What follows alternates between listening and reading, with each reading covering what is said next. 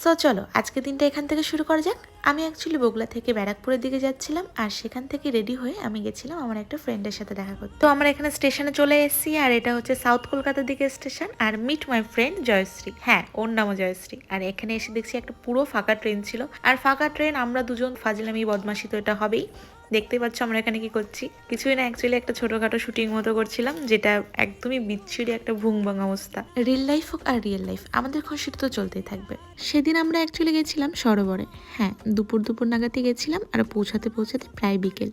Train লাইনে যাওয়ায় আমরা ঢুকেছিলাম 3 নম্বর গেট দিয়ে। আর ঢুকেই এই জায়গাটা দেখো, কত সুন্দর সুন্দর মূর্তি রাখা। হ্যাঁ এটা হচ্ছে কলকাতার সব থেকে বিখ্যাত প্রতিমাগুলোকে এখানে রাখা হয়েছে। জায়গাটা বেশ সুন্দর। আর তারপরে এখানে একটু আমরা হেঁটে বেড়াচ্ছিলাম, ঘুরছিলাম। আর যেহেতু শীতকাল, তো আগেই সন্ধ্যা নেমে গেছিল। তো সেদিনের জন্য এই ছিল আমাদের দুজনের ডেট, দুই জয়শ্রী, একটা সুন্দর বিকেল, অনেকটা খুনসুটি।